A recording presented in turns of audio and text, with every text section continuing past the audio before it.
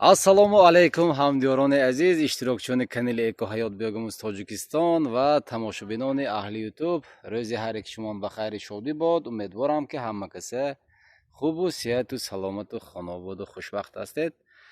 ҳамдиёрони азиз, айни ҳол дар вермифермаи Хуҷанд дуҳмон қарор дорем, яъне ки ҷараёни рафти бандубасткунии кирмаҳо ба акои Ҳасанҷон аз шаҳри Хуҷанд, ҷамоати унҷӣ рафта истода аст. мизоҷи навбатиамон яъне ки аз 5 квадрат кирми 50%шон очошон дар ҳолати тухмгузорӣ ва 50%шон кирмчиҳое ки аз тухм навбаронигӣ то синни балоғат расидагӣ аз анами тарофаомо харидорӣ кардан.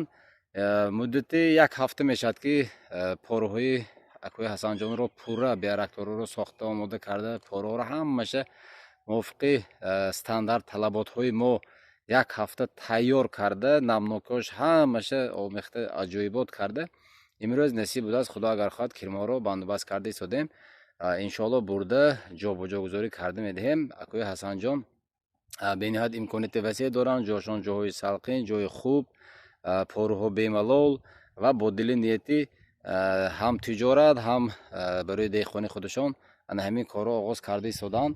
худо агар хоҳад вақте ки кирмаҳоро бурдем боз ба шумоён навор карда нишон медиҳем.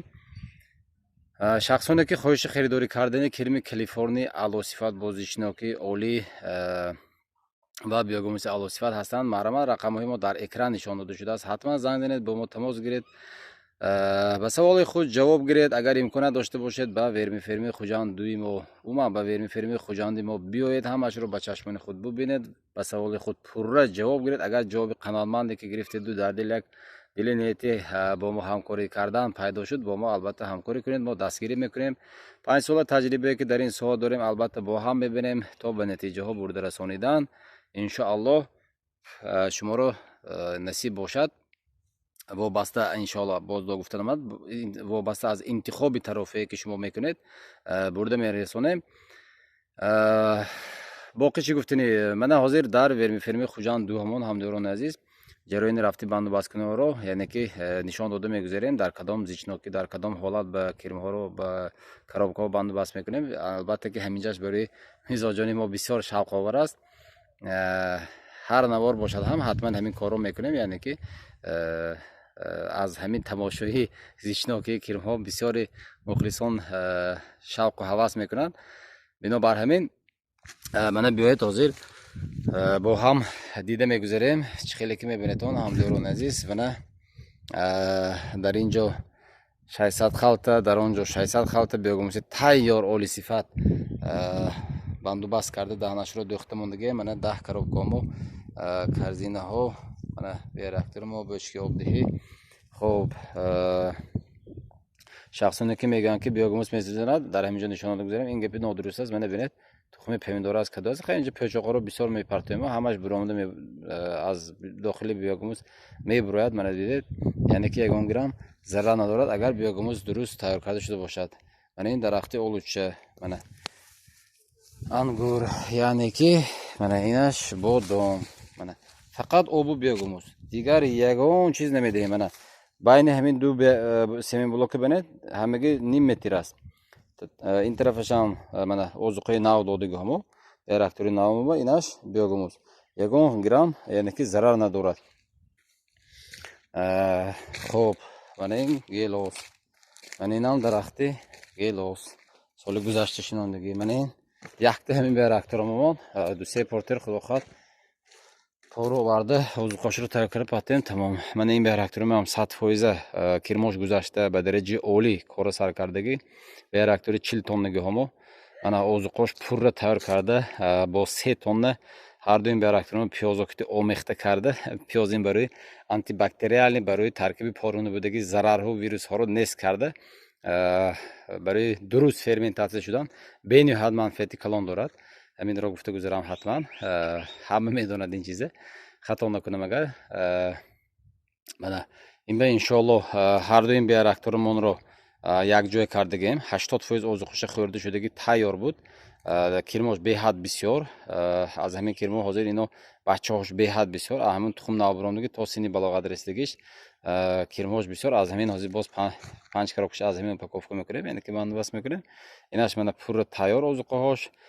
بعداً انا همین بیرکتوری که کیرموهاش به حد بسیار است. من این دوتا بیرکتورم و با یوری آب با اصول حرکت کننده، یعنی شگایشی میتون میگن زبان روسیه، انا همون دو طرف به کیرمو رو حرکت میکنیم، یعنی که با یوری آب کیرمو این طرف به همش تازه میگذارد، این موبایل فقط بیاگوموس خودش میموند، یعنی که به استفاده از کارزینه، یعنی یاشک کیرمو پور که گذاشت تاپ تازه که شد، بعداً بیاگوموسش رو ایله کرده، بعداً باز اینجا به اوزقه میدهیم و برای اینکوباسیون یعنی زیاد کنی کیرمو کارو آغاز میکنیم. باقی چی گفتین نوارای ما رو پیگیری کنید همداران عزیز. حاضر جریان رفته زیچناکی کیرمو رو به شما نشان داده میگذاریم. من همداران عزیز اون بیرکتوری که یعنی که 50% کیرموهای اوچ بچه هستن، من با 5 شاخ نیا کنید با کدام حالت یعنی زیچناکی ها من کامرای نزدیک کن من معلوم است برادران من، یعنی که چخیل زیچ است من به درجه عالی، یعنی که با آن همین گونه زیچناکی ها خیلی 10 لیتر ما من می اندازیم با آن همین گونه ترس من استر به کامera علمی همداران عزیز من با آن همین گونه زیچناکی ها، یعنی که با آن همین گونه صفه کامera نزدیکتر بر نزدیکتر من سوپ سرخ دستا نجومت کامera خوش روی من با صفتی آلو نزدیکتر کن من اینجا کامera نزدیکتر کن من یعنی که همه جاش آن همین گونه ترس کتی فقیری 10 لیتر می اندازیم. این کامera جمعه دست خیره میشد از کامera زبطش نبینید همداران عزیز نزدیکتر بر کیرمو معلوم شود کامرانده بچم نه نزدیکتر منه دید همداران عزیز سوپ سرخ منه با صفتی اعلا دیده دست داده نجومان گفتم منه. خب باقی سلامت باشید همداران عزیز. подписаться لایک فراموش نشود، поделиться هم حتما اگر نوارهای ما پسند آید поделиться هم کرده مانید. سلامت و سربلند خانواده باشید، نوارهای ما رو پیگیری کنید. السلام علیکم همداران عزیز، اشتراک شده کانال اکوهایات بیگم تاجیکستان و تماشابینان اهل یوتیوب.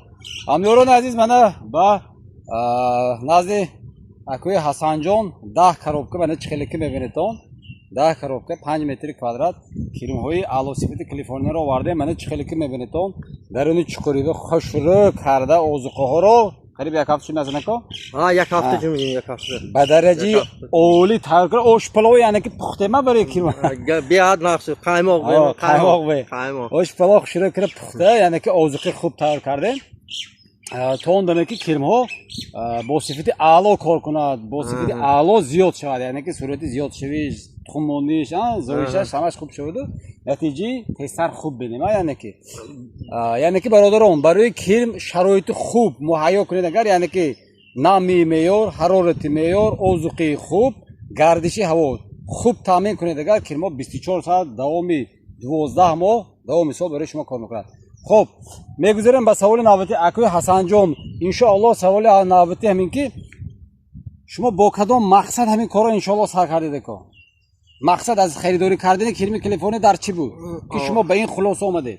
فهمیدیم که این محصولات به صورت که محصولات طبیعی استحصال میشه برای استحصال کردن محصولات طبیعی، یعنی که خودشون که دهقان هستن من چخلکی میبینید همداران عزیز اینجا ارباب میگن ارباب اینجا ارباب باغ همداران عزیز من اینجا درخت زردالو همه چی آلوسچو گیلاسی دیگر هست، یعنی که پرو در خودشون من خیلی بسیار من نگاه کنید برادرها خیلی بسیار انا همین چیزا رو کارکرد کرده از انا همین پسمانده ها و پاروی دیگر بیوگوموز، یعنی که اوزقه طبیعی برای زمین استحصال کرده، زمین های خود را با همین چیز تامین کرده، حاصلناکی زمین را بلند برداشته شده، محصولات از جهت اکولوژی برای سلامت انسان فایده‌آور استحصال کردن.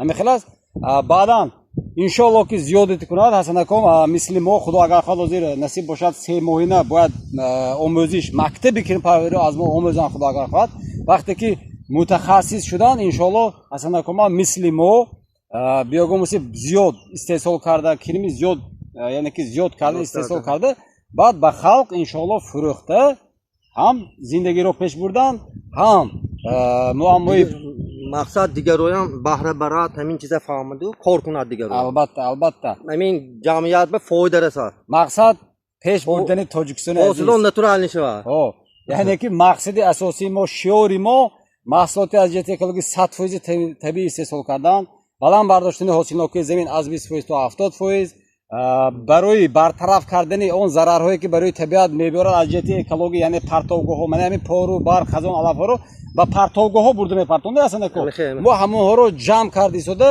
озуқа тайёр карда истода як ба тиллои сиёҳ яъне биогумус табдил дода ғизои замина табиӣ таъмин кардан ҷои корӣ таъмин кардан масъалаи обу бартараф кардан ҳамин хел аст хуб яъне ки шумо اصلا که همین چند روزی که ما مدتی یک هفته 10 روز میشد اصلا خطا نکنم یک 2 ماه پیش اصلا کام ورین فرمی خوجانی ما رفته بودن همه سوالای جواب گرفته بودن بعد از یک ماه یک 2 ماه پس بعد قرار بومید که ان شاء الله با ما همکاری کنید همین خلاصه که ما جا جای افتاده یعنی که جای افته پروها رو یافته همه شرایط رو تامین کرده بعداً رامشد جان ما همین کارا سر میکنیم بسم الله الرحمن الرحیم گفته من تیار کرده همش آورده نصیب روزی بود از امروز با روزی سید جمعه خدا بسم الله الرحمن الرحیم همین روز فلانده ما ان شاء الله باز همش جایگیر کردیم شما رفته فرمی ما دیده هستن کو سوالهای شما قانونمندانه جواب دادیم می همین خیلی نه زور معقول می صفانوکی کریم ما فهمونده دهی همش تیار کنی خدمت رسونه چخیل کو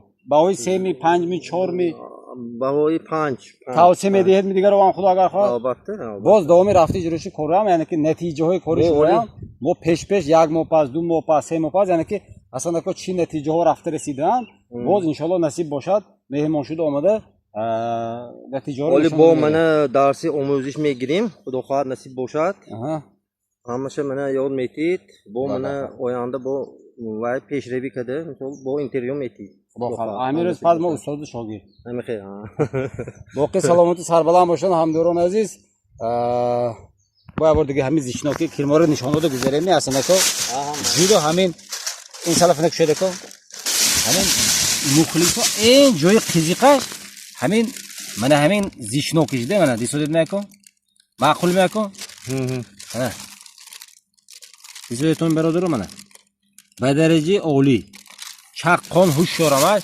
یعنی که به حد زور معقول مثلا کن معقول با اگر خواهد باقی سلامت و سربلند باشتون لایک подписаться فراموش نکنید پدیلیت حتما سلامت باشتون